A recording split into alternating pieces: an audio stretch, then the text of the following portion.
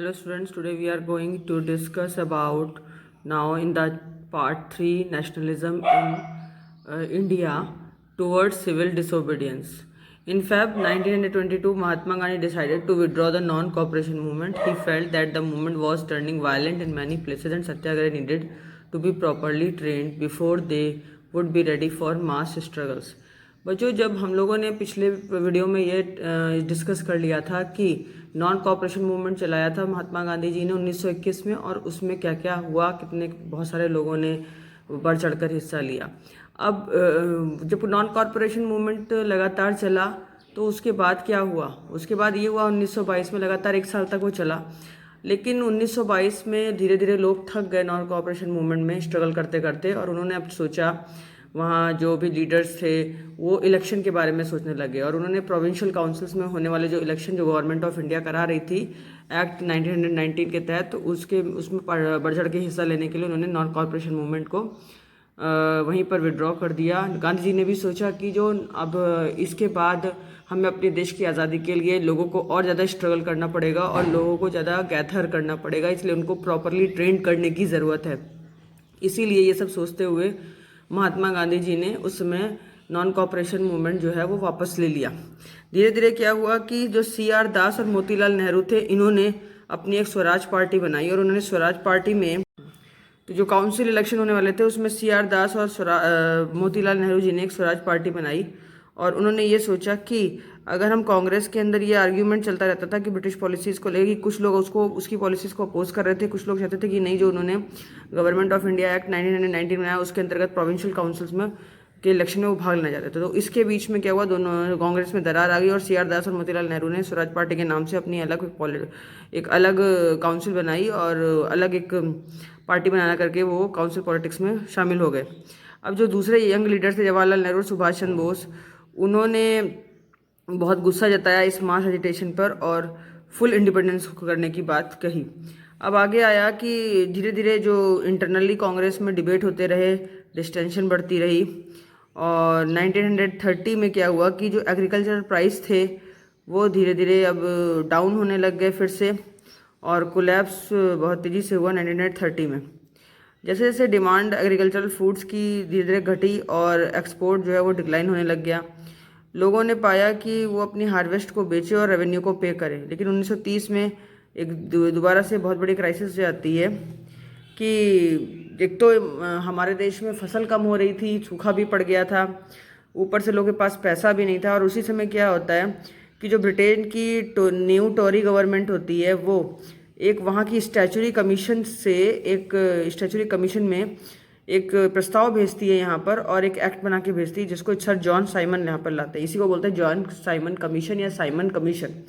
Simon commission जो था वो इसलिए भेजा गया था भारत में, ताकि जो भारत में ये जो मास स्ट्रगल हो रहा था और लोगों में गुस्सा व्याप्त था, जो लोग अपनी फ्रीडम के लिए स्ट्रगल कर रहे थे, उन सबको तोड़ना और लोग फ्रीडम के बारे में ना सोचे, इसीलिए इन्होंने साइमन कमीशन भारत भेजा था। उसमें ये देखा गया कि जो साइमन कमीशन में था, the commission was to look into the functioning of the constitutional system in India, कि भारत का जो संविधान बनने वाला था, तो भारत के संविधान में साइमन कमीशन ने अपनी भागीदारी सुनिश्चित करते हुए ये कहा कि वो कुछ ना कुछ इस कॉन्स्टिट्यूशन में चेंजेस कराएंगे। ये जो प्रॉब्लम थी साइमन कमीशन की, इस कमीशन के आने से, ये थी कि इस साइमन कमीशन में सारे ही अंग्रेज थे, सारे ही ब्रिटिशर्स थे, एक भी भारतीय नहीं था। तो जब भारतीय नहीं थे इस कमीशन में, तो वो किस तरीके से जो है कॉन्स्टिट्यूशन ऑफ इंडिया के निर्माण में पार्टिसिपेशन करते। और when the Simon commission arrived in India in 1928, it was greeted with the slogan go back Simon. मतलब जब 1928 में साइमन कमीशन हमारे भारत आया, तो उस समय जो है सभी लोगों ने इसका बहुत कड़ा विरोध किया कि इसमें एक भी भारतीय नहीं है और सारे ही अंग्रेज़ हैं, तो हम इस साइमन कमीशन के सजेशंस को नहीं मानेंगे अपने कॉन्स्टिट्यूशन ऑफ इंडिया के निर्माण के लिए। और इसीलिए उन्होंने उसका पूरा विरोध किया साइमन कमीशन का, और कहा कि साइमन वापस जाओ। जितनी भी पार्टीज़ थी, जैसे इन कांग्रेस पार्टी, मुस्लिम लीग, इन सब ने उसमें बढ़ चढ़ के हिस्सा लिया। और लॉर्ड इरविन उस समय हमारे यहाँ का गवर्नर जनरल थे, उन्होंने अक्टूबर 1929 में एक वेग ऑफर किया कि dominion status for India is an unspecified future and a round table conference to discuss a future constitution. उन्होंने लॉर्ड इरविन में यह पैक्ट भेजा कि भारत का जो फ्यूचर निश्चित होने वाला है वो किसी भी टाइप के कमीशन से ना होकर के और ना कॉन्स्टिट्यूशन से होगा, बल्कि इसके लिए एक राउंड टेबल कॉन्फ्रेंस होगी। और राउंड टेबल कॉन्फ्रेंस जो है वो यहाँ नहीं होती थी, ब्रिटेन में होती थी, कि उसमें पार्टिसिपेशन करेंगे और उसी में निर्णय होगा कि आगे भारत का कॉन्स्टिट्यूशन कैसे बनना चाहिए। जो कांग्रेस लीडर्स थे वो सेटिस्फाई नहीं हुए, उन्होंने कहा कि हम राउंड टेबल कॉन्फ्रेंस में इस तरीके से भाग नहीं लेंगे। जो रेडिकल्स थे कांग्रेस के अंदर वो ये चाहते थे, जैसे कि जवाहरलाल नेहरू और सुभाष चंद्र बोस, ये भी बहुत ये मतलब असर्टिव थे, ये स्वीकार कर रहे थे कि चलो ठीक है, अगर राउंड टेबल कॉन्फ्रेंस होनी है उसमें कोई मतलब कोई निर्णय आता है तो कोई बात नहीं, उसका स्वागत करेंगे। और जितने भी लिबरल्स थे, मॉडरेट्स थे, ये सब प्रपोज कर रहे थे कि कॉन्स्टिट्यूशनल असेंबली या कॉन्स्टिट्यूशनल सिस्टम जो भारत के लिए बने उसमें ब्रिटेन की डोमिनियंस जो है वो ना हो। अब दिसंबर 1921 में कहा था कि जवाहरलाल नेहरू जो है ये लाहौर कांग्रेस बनाते हैं, और लाहौर में कांग्रेस सभा होती है जहाँ पर पूर्ण स्वराज की बात की जाती है कि ये फुल इंडिपेंडेंस चाहिए इंडिया के लिए। और 26 जनवरी 1930 को जो ये जवाहरलाल नेहरू हैं वो दांडी नाम के स्थान पर जो है फिर से झंडा भी फहरा देते हैं वहाँ पर, और इस तरीके से इन्होंने फर्स्ट इंडियन इंडिपेंडेंस डे वहाँ पे सेलिब्रेट करते हैं। जब फर्स्ट इंडियन इंडिपेंडेंस डे पूर्ण स्वराज की घोषणा करते हैं तब बहुत सारे लोग इनको उस स्ट्रगल में इनके मतलब संकल्प में आते हैं सामने और एक प्लेज लेते हैं। अब इससे क्या हुआ कि लोगों का ध्यान इनकी तरफ आकर्षित होता है। महात्मा गांधी को भी एक वे मिल जाता है कि वो लोगों के अंदर जो फ्रीडम का आइडिया जगाना चाहते थे वो लोगों के अंदर ये भाव आ जाता है। हर एक व्यक्ति अब जो है अपनी डेली लाइफ में आज़ादी के बारे में सोचने लग जाता है। अब आता है सॉल्ट मार्च, दांडी यात्रा और नमक आंदोलन। 31 जनवरी 1930 में क्या होता है कि लॉर्ड इरविन वायसराय जो एक लेटर भेजता है और उसमें ड्राफ्ट होता है, 11 डिमांड्स की बात होती है, जिसमें जनरल इंटरेस्ट की बात होती है, स्पेसिफिक डिमांड्स होती है डिफरेंट क्लासेस के लिए, इंडस्ट्रियलिस्ट और पीजेंट्स और उद्योगपतियों और किसानों के लिए बात की जाती है। जो आइडिया था ये डिमांड का, ये धीरे धीरे बढ़ता चला जाता है। सभी क्लासेस जो भी इंडियन सोसाइटी में जो भी क्लासेस है सबके बीच में ये बढ़ता चला जाता है और सबको ही अपनी एक अलग पहचान चाहिए, और इसीलिए सभी लोग मिलकर के एक कैंपेनिंग करते हैं कि हमारी इन 11 सूत्रीय मांगों को माना जाए। और इसमें सबसे ज़्यादा स्टायरिंग तब आती है जब ये जितनी भी डिमांड है, जैसे सॉल्ट टैक्स वगैरह पड़ता है, नमक पे टैक्स पड़ता है, ये सबको ख़त्म कर दिया जाए। सॉल्ट एक ऐसी चीज़ है, नमक इतनी सस्ती और छोटी चीज़ होती है कि जिसमें एक गरीब आदमी भी नमक को आराम से खरीद सके, और नमक जो होता है वो गरीब और अमीर उस सभी के लिए एक समान होना चाहिए, क्योंकि वो सबसे छोटी कमोडिटी है फूड की और बहुत ही एसेंशियल आइटम है। जो हम सॉल्ट पर टैक्स देते हैं वो एक गवर्नमेंट की मोनोपोली है, गवर्नमेंट की बपौती है कि हमारे देश का नमक हमें पैसों में बेचा जाता है। इसलिए महात्मा गांधी ने ये डिक्लेरेशन किया कि हम ब्रिटिश रूल के इस ऑप्रेसिव फैक्ट को नहीं मानेंगे और इसके ऊपर से पर्दाफाश करेंगे। महात्मा गांधी लेटर भेजते हैं इरविन को, और इसी में क्या होता है कि 11 मार्च को जो डिमांड्स है जब वो फुलफिल नहीं होती तो महात्मा गांधी लेटर भेजते उसमें कहा गया था कि Congress would launch a civil disobedience campaigning, कि अगर 11 सूत्रीय मांगे हमारी नहीं मानेगी तो कांग्रेस जो है वो सिविल डिसोबीडियंस मूवमेंट चलाएगी, यानी कि सविनय अवज्ञा आंदोलन, जिसमें महात्मा गांधी लोगों को कम से कम 78 वॉलेंटियर्स जो उनके विश्वासी लोग होते हैं उनको मिला करके सॉल्ट मार्च तैयार करते हैं और दांडी यात्रा शुरू कर देते हैं। इस मार्च को उन्होंने 240 मील पैदल चल करके तय किया था। 240 मील 70 लोग महात्मा गांधी के साथ पैदल जाते हैं, और ये गुजरात की कोस्टल टाउन दांडी से शुरू होती है यात्रा। 24 दिन लगातार 10-10 मील ये लोग चलते हैं, और बीच में हज़ारों लोग महात्मा गांधी के साथ शामिल हो जाते हैं और ये स्वराज का मतलब समझते हुए ब्रिटिश गवर्नमेंट को शांतिपूर्वक हराने की बात सोचते हैं। और 6 अप्रैल को ये सभी लोग दांडी नामक स्थान पर पहुंच जाते हैं, और वहाँ पर जो समुद्र का पानी होता है उसको उबाल के गांधी जी अपना नमक बनाते हैं, और वो नमक बनाने के बाद में ये नमक आंदोलन जो है वहाँ पर शुरू हो जाता है और दांडी नाम की यात्रा वहाँ पे ख़त्म हो जाती है। ये जो बिगनिंग थी, अब इसी से जब नमक बन गया तो इसके बाद गांधी जी ने कहा कि अब हम सभी लोग, इंडिया के लोग, नमक पे टैक्स नहीं देंगे, और इसी से ये सिविल डिसोबीडियंस मूवमेंट, सविनय अवज्ञा आंदोलन की बिगनिंग स्टार्ट होती है। अब इसमें क्या होता है कि जब लोग लगातार कह रहे थे कि वो कॉपरेशन नहीं करेंगे ब्रिटिशर्स का, और उन्होंने पहले ही डिसाइड किया था 1921 और 22 में, लेकिन वो ब्रेक हो गया था कॉलोनियल लॉस की वजह से। कई सारे लोग जो है उस समय डिफरेंट पार्ट्स ऑफ कंट्री से, जिन्होंने नमक आंदोलन तोड़ा था, तो उन्होंने सॉल्ट बनाया, और उसके बाद में उन्होंने काफ़ी सारी महात्मा गांधी के साथ मिलकर बढ़ चढ़ के हिस्सा लिया। कई सारी गवर्नमेंट की सॉल्ट फैक्ट्रीज थी जिन्हें बंद करवा दिया गया, और इसके साथ साथ फॉरेन क्लोथ्स का बॉयकॉट किया गया, लिक्विड शॉप्स को हटाया गया, शराब की दुकानों को बंद कराया गया। किसान लोग जो है वो रेवेन्यू जो पे करने से मना कर रहे थे, उन्होंने मना कर दिया। चौकीदारी टैक्सेस नहीं दिए गए।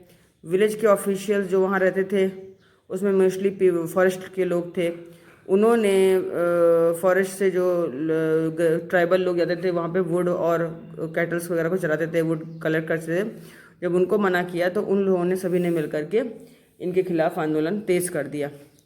अब आता है कि डेवलपमेंट्स और कॉलोनियल गवर्नमेंट जो है वो, अब कॉलोनियल गवर्नमेंट तंग हो गई और उसने क्या किया, ब्रिटिश गवर्नमेंट ने तंग आकर के कांग्रेस के लीडर्स को एक के बाद एक अरेस्ट करना शुरू कर दिया। बहुत सारे जगह पर लड़ाई झगड़े झंझट हुए। अब्दुल गफ्फार खान जो थे, इन्होंने महात्मा गांधी के ये शिष्य रह चुके थे, इनको अरेस्ट कर दिया गया अप्रैल 1930 में। और उस समय जो भीड़ जो थी उसमें पेशावर की सड़कों पर बहुत ज़्यादा एजिटेशन हुआ, और कारों को जला दिया गया, पुलिस पे फायरिंग की गई, बहुत सारे लोग मारे गए। एक महीने बाद महात्मा गांधी ने अपने आप को खुद ही अरेस्ट करवा दिया, और इंडस्ट्रियल वर्कर्स जो थे शोलापुर के, उन्होंने पुलिस पर तब अटैक करा, म्यूनसिपल बिल्डिंग्स पर, लॉ कोर्ट्स पर, रेलवे स्टेशन पर अटैक करा, और ब्रिटिश रूलिंग के खिलाफ धरना प्रदर्शन किया। जो डरी हुई गवर्नमेंट थी वो भारतीयों से बहुत ज़्यादा डर गई, और सत्याग्रहियों से भी, लेकिन सत्याग्रही जो थे वो शांतिपूर्वक मार्च करते रहे। वीमेंस और चिल्ड्रंस को बहुत मारा पीटा गया, लगभग 1 लाख लोग उस समय जो है अरेस्ट किए गए थे। इन सब सिचुएशन को देखते हुए महात्मा गांधी ने एक बार फिर सोचा कि मैं अब ये मूवमेंट बंद करता हूँ, क्योंकि लोग बहुत मर रहे हैं, और इन्होंने इस मूवमेंट को बंद करने के लिए सिविल डिसोबीडियंस मूवमेंट को बंद करने का निर्णय लिया, और गांधी इरविन पैक्ट आता है। जबकि 5 मार्च 1931 में गांधी जी ने लॉर्ड इरविन के साथ में एक संधि कर ली। ये था Gandhi Irwin pact. Gandhi Irwin pact में संधि में क्या कहा गया, Gandhi ji consented to participate in a round table conference. मतलब गांधी इरविन पैक्ट में पूना समझौता हुआ था, उसमें उन्होंने ये कहा कि Gandhi ji round table conference में जाएंगे। और हालांकि जो कांग्रेस थी उसको बॉयकॉट कर रही थी, क्योंकि फर्स्ट टेबल कॉन्फ्रेंस को उन्होंने बॉयकॉट किया था लंदन में जाने से, लेकिन गांधी जी ने उसको एक्सेप्ट कर लिया और उन्होंने कहा ठीक है, मैं राउंड टेबल कॉन्फ्रेंस में जाऊँगा लंदन में। और गवर्नमेंट ने इस बात को मान लिया, और उन्होंने जो भी पॉलिटिकल प्रिजनर्स थे, जो भी राजनीतिक कैदी थे, उन सबको छोड़ दिया। दिसंबर 1931 में Gandhi ji round table conference में गए, और वहाँ पर उनकी जो बात है वो नहीं मानी गई, और जब उनकी बात वहाँ पर नहीं मानी गई तो वो वापस आकर के बहुत निराश होते हैं।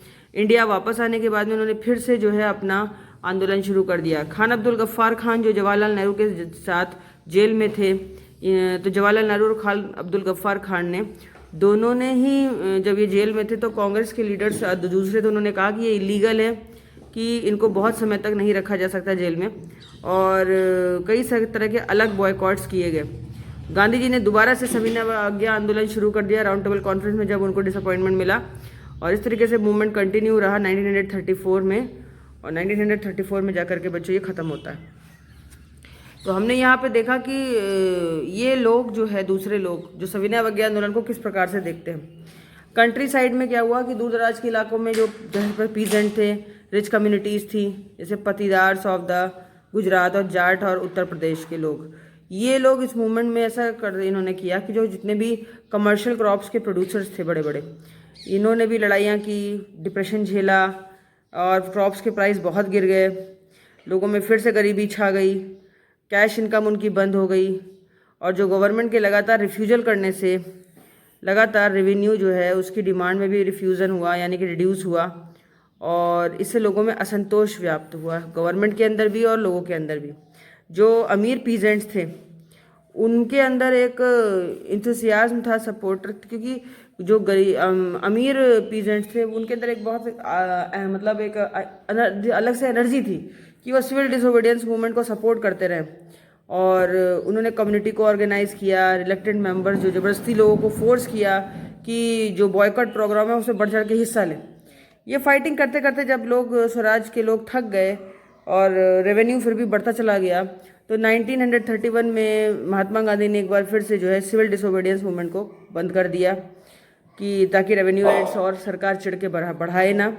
और धीरे धीरे उसके बाद मूवमेंट को फिर से 1932 में स्टार्ट किया गया। जब मूवमेंट 1932 में दोबारा स्टार्ट हुआ तो पुअर पेजेंट्री जो थी, वहाँ की गरीब जनता, उन्होंने ज़्यादा इंटरेस्ट नहीं लिया क्योंकि उनके पास रेवेन्यू डिमांड कम थी। रेवेन्यू डिमांड को वो पूरा नहीं कर पा रहे थे। जो छोटे छोटे टेनेंट्स थे, कल्टिवेटिंग लैंड वाले, जो लोग किराए पर खेती करते थे, उनको ज़्यादा रेवेन्यू देना पड़ा था लैंडलॉर्ड्स को। ये डिप्रेशन लगातार चलता रहा। छोटे किसान बहुत परेशान हो गए और unpaid rent to the landlord to be remitted. अब जो छोटे किसान थे उन्होंने रेडिकल मूवमेंट भी ज्वाइन कर लिया, उन्होंने भी मूवमेंट ज्वाइन किया। सोशलिस्ट और कम्युनिस्ट पार्टी के साथ वो मिले। लगातार लोगों के अंदर गुस्सा व्याप्त रहा इस चीज़ को लेकर के। कांग्रेस जो थी वो धीरे धीरे थक गई और उसने जो है कई जगह कैंपेनिंग जो है वो करने से भी मना करा। अभी जो रिलेशनशिप था पुअर पीजेंट्स और कांग्रेस के बीच में, ये अनिश्चित है। कभी कांग्रेस उनका साथ देती और कभी नहीं देती। इस तरीके से मूवमेंट लगातार चलता रहा। 1920 में क्या हुआ बच्चों की, एक इंडियन इंडस्ट्रियल कमर्शियल कांग्रेस थी जो कि federation of the Indian chamber of commerce and industries, FICCI, इसका निर्माण हुआ 1927 में। और इंडस्ट्रियलिस्ट में पुरुषोत्तम दास ठाकुर दास और जीडी बिरला, इन्होंने कॉलोनियल गवर्नमेंट के कंट्रोल करने के लिए एक अटैक किया इनके ऊपर, कॉलोनियल गवर्नमेंट पे। और इन्होंने कहा कि भारतीय उद्योगों पर, इंडियन इकोनॉमी पर जो ये इनका कंट्रोल है ये हटना चाहिए। और इन्होंने भी बढ़ चढ़ के, जीडी बिरला, पुरुषोत्तम दास ठाकुर दास ने भी फाइनेंशियल असिस्टेंस दी, पैसा दिया लोगों को, पार्टी को भी पैसा दिया कांग्रेस में, जिससे कि मूवमेंट को बढ़ाया जा सके। और उन्होंने जितने भी बाहर के आने वाले गुड्स थे, सामान थे, उनकी खरीद फरोख्त बंद कर दी। धीरे धीरे राउंड टेबल कॉन्फ्रेंस जब फेल हो गई, बिजनेस ग्रुप्स वगैरह जो है उनमें ये लंबे समय तक एनर्जी व्याप्त नहीं रही और मिलिट्री एक्टिविटीज़ जो थे वो लगातार वरीड थे, चिंतित थे। बिजनेसमैन्स भी चिंतित थे अपनी अपनी इच्छाओं को और अपनी अपनी कंडीशंस को लेकर के। इंडस्ट्रियल वर्किंग क्लासेस जितने भी थे, इन्होंने मैक्सिमम फिर धीरे धीरे सिविल डिसोबीडियंस मूवमेंट में लार्ज नंबर में पार्टिसिपेशन करना बंद कर दिया। और कांग्रेस वर्कर्स जो थे उसमें जो इंडस्ट्रियलिस्ट थे, इंडस्ट्रियलिस्ट मेनली जो है कांग्रेस के संपर्क में तो आए, लेकिन वर्कर्स के अंदर एक अनिश्चितता जागृत हुई कि यार हम क्या काम करें। कुछ वर्कर्स ने तो पार्टिसिपेट किया सिविल डिसोबीडियंस मूवमेंट में और गांधी जी के प्रोग्राम भी चलाए, फॉरेन गुड्स का बाइकाट भी किया, लो वेजेस के अगेंस्ट उन्होंने अपनी आवाज़ उठाई, पुअर वर्किंग कंडीशन के अगेंस्ट आवाज़ उठाई। रेलवे वर्कर्स ने स्ट्राइक भी की। 1930 में डॉक वर्कर्स, 1932 में डॉक वर्कर्स ने भाग लिया इसमें। 1930 में जो हजारों वर्कर्स थे छोटा नागपुर के, उसमें लगभग 10 माइंस वर्कर्स थे जिन्होंने गांधी जी के साथ मिलकर के प्रोटेस्ट किया, रैलीज निकाली, बॉयकॉट की कैंपेनिंग करी। ये बच्चों सब चल ही रहा था कि हजारों औरतें भी गांधी जी के साथ आ गईं और उन्होंने मार्च को प्रोटेस्ट किया, अंग्रेज़ों का विरोध किया, सॉल्ट मैन्युफैक्चर किया, फॉरेन क्लोथ्स, लिक्विड शॉप्स को बंद करवाया, जेल गईं। अर्बन एरियाज़ में भी कई हाई कास्ट की फैमिलीज़ की वीमेंस भी उन्होंने बढ़ चढ़ के हिस्सा लिया। और वीमेंस ने भी नेशन को इंडिपेंडेंट कराने में अपनी ड्यूटी को समझते हुए आगे बहुत ज़्यादा भाग भी लिया और गांधी जी ने उनका काफ़ी सपोर्ट भी किया। और गांधी जी ने उनके लिए बोला भी कि हाँ, ये बहुत अच्छी गुड मदर और गुड वाइफ्स हैं और साथ में नेशन की एक सच्ची औरतें हैं। अब लिमिट्स आती है बच्चों की, सिविल डिसोबीडियंस मूवमेंट जो है इसकी लिमिट क्या थी। इसमें यह आता है कि 1930 में जब ये मूवमेंट शुरू हुआ था, दलित और अप्रेस मतलब दलित लोगों की स्थिति बहुत दयनीय थी और कांग्रेस जो है वो दलितों को भी इग्नोर ही कर रही थी। और इसीलिए संतानीज और सनातन धर्म के जो लोग थे वो कहते थे कि नहीं, हिंदुओं में जो हाई कास्ट के लोग हैं वो कंजर्वेटिव लोग थे, तो उन्होंने मतलब कांग्रेस उनको लगातार निगलेक्ट करती थी। लेकिन महात्मा गांधी ने उनका बढ़ चढ़ के साथ दिया और उन्होंने अनटचेबिलिटी को कहा कि ये जो छुआछूत है ये इसको ख़त्म हो जाना चाहिए। अगर जब तक छुआछूत नहीं खत्म होगी तब तक हमारे देश से जो है आज़ादी की पूर्ण भावना जागृत नहीं हो सकती लोगों के अंदर। और इसीलिए उन्होंने, महात्मा गांधी ने छुआछूत को दूर करने के लिए हरिजन दलित समाज को उठाया और दलित समाज में जो रहने वाले लोग थे, पुअर पीजेंट्स, फार्मर्स, लेबरर्स जो भी थे, उनको हरिजन नाम से पुकारा, उनको हरिजन का नाम दिया। और गांधी जी ने नारा दिया कि to withdraw the untouchability from India. और इन्होंने ये भी कहा कि जो ये दलित लोग होते हैं हरिजन हैं, यानी कि ये भगवान की संतानें हैं। और सत्याग्रह में उन्होंने भी बढ़ चढ़ के हिस्सा लिया और उन्होंने कहा कि इनको भी टेम्पल में, पब्लिक वेल्स में, टैंक्स, रोड्स और स्कूल्स में जाने की पूरी छूट होनी चाहिए। ये भंगी नहीं है, यानी कि इनको भंगी कह करके इनकी जो डिग्निटी है उसको आप लॉस ना करें। जो लोग भी टॉयलेट वगैरह साफ़ करते हैं उनकी भी समाज में बहुत इज्जत है, क्योंकि उनको जो है ऐसा लोग छुआछूत के पाप के तले देखते हैं, लेकिन ये गलत है। फिर दलित पार्टिसिपेशन जो सिविल, अब धीरे धीरे जब गांधी जी ने दलितों का सपोर्ट किया तो दलित भी सिविल डिसोबीडियंस मूवमेंट में पार्टिसिपेशन करने के लिए आ गए। महाराष्ट्र और नागपुर में बहुत सारे दलितों ने गांधी जी का साथ दिया। फिर B.R. अम्बेडकर ने दलितों के साथ मिल करके एक डिप्रेस क्लास एसोसिएशन बनाई 1930 में। महात्मा गांधी के साथ उनका कुछ थोड़ा बहुत क्लैश हुआ था सेकंड राउंड टेबल कॉन्फ्रेंस में। और जो डिमांडिंग थी सेपरेट इलेक्ट्रोड्स फॉर दलित्स, मतलब B.R. अम्बेडकर ने फिर अलग से एक इलेक्टोरेट पार्टी भी बनाई। अम्बेडकर के डिमांड पर गांधी जी ने करो या मरो का भी नारा दिया। उसके बाद में पूना पैक्ट सितंबर 1932 में गांधी जी ने किया। जो डिप्रेस क्लास थे, lower class, schedule caste, schedule tribe के लोग थे, उनको भी प्रोविंशियल और सेंट्रल लेजिस्लेटिव काउंसिल में हिस्सा मिले, उनकी भी सीट रिजर्व कराई गई, उनको भी वकील बनने का मौका दिया गया। और इसीलिए अम्बेडकर जी ने इस समय वकालत भी करी और धीरे धीरे उन्होंने कॉन्स्टिट्यूशनल असेंबली की भी स्थापना करके उसमें भी कॉन्स्टिट्यूशन के बनने में पार्टिसिपेशन किया। अब बच्चों इसके बाद हम आते हैं मुस्लिम लीग पर। सिविल डिसोबीडियंस मूवमेंट में मुस्लिम पॉलिटिकल ऑर्गेनाइजेशन से भी बहुत बढ़ चढ़ के हिस्सा लिया। नॉन कॉपरेशन और खिलाफत मूवमेंट के ख़त्म होने के बाद में मुस्लिम लोगों में बहुत असंतोष था कांग्रेस को लेकर के, और 1920 के मिड में कांग्रेस में हिंदू रिलीजन्स के साथ साथ मुस्लिम्स में मोहम्मद अली जिन्ना भी शामिल होते हैं। और हिंदू महासभा जो होती है उसके जो मेन सदस्य हैं वो सारे हिंदू रिलीजन से बिलोंग करते, और इसलिए हिंदू और मुस्लिम में बार बार इनमें लड़ाई झगड़े होते रहते थे आपस में। हिंदू मुस्लिम कम्युनल क्लैशेस से और दंगे भड़के और दो कम्युनिटी के बीच में जो है दरार आ गई। लेकिन कांग्रेस और मुस्लिम लीग ने जब अपना एफर्ट लगातार लगाया और वो कांग्रेस में मुस्लिम और हिंदू दोनों ही जब शामिल हुए और उन्होंने एक संगठन बनाया 1927 में, तो यूनिटी हो गई। और यूनिटी होने से क्या हुआ कि आगे जा कर के जो मोहम्मद अली जिन्ना हैं इन्होंने ये मुस्लिम लीग के लीडर बने और ये चाहते थे कि जो सेपरेट इलेक्टोरेट्स पार्टी है वो बने मुस्लिम्स की भी, उसमें मुस्लिम्स को हिस्सा मिले। और सेंट्रल असेंबली के जब इलेक्शन होने वाले थे तो उसमें भी मुस्लिम्स की सीट रिजर्व कराई ताकि मुस्लिम्स का भी रिप्रेजेंटेशन डोमिनेशन में दिखे, और पंजाब, बंगाल वगैरह के प्रोविंसेस में मुस्लिम्स का भी, मुस्लिम पॉपुलेशन का भी डोमिनेशन दिखा। ये निगोसिएशन लगातार चलता रहा और 1928 में ये डिसअपियर हुआ, ख़त्म हुआ। लेकिन अमर जयकर हिंदू महासभा के एक व्यक्ति थे जिन्होंने इस स्ट्रांगली उन्होंने अपोज किया इनके एफर्ट्स को और कॉम्प्रोमाइज़ करा दिया हिंदू मुस्लिम्स में दोनों में। सिविल डिसोबीडियंस मूवमेंट जब स्टार्ट हुआ था तो बहुत ही ज़्यादा शंकाओं के बादल थे हमारे देश में। धीरे धीरे कम्युनिटीज़ के बीच में और कांग्रेस जो है एलिनेट होती रही। Large section of Muslim could not respond. धीरे धीरे क्या होता है कि जब कांग्रेस भी थक गई और मुस्लिम लीडर्स भी थक गए तो धीरे धीरे उन्होंने अपनी स्ट्रगल को यूनाइट होने की बात महात्मा गांधी ने की कि अगर जब तक हिंदू और मुस्लिम इस देश में शामिल नहीं होंगे तब तक हमें इंडिपेंडेंस नहीं मिल सकती। और वो डरते थे कि अगर कहीं कल्चरल आइडेंटिटी और माइनॉरिटीज़ मिल करके हमारे देश में हिंदू मेजॉरिटी ज़्यादा है तो मुस्लिम उनसे भी डरते रहते थे कि हिंदू मेजॉरिटी ज़्यादा तो ऐसा ना हो कहीं कि ये हिंदुस्तान हिंदुओं का ही राष्ट्र बन जाए। और ये लगातार क्वेश्चंस आज भी अराइज होते रहते हैं। तो बच्चों इसी के साथ ये चैप्टर यहीं पर फिनिश होता है। और चैप्टर तो नहीं फिनिश हुआ, हालांकि पार्ट 3 जरूर फिनिश हो गया आपका। अब आगे हम लोग इसके बाद पार्ट 4 में थोड़ी आगे बात करेंगे और फिर चैप्टर फिनिश हो जाएगा। तब तक के लिए बच्चों good bye and take care, और please like and share my videos.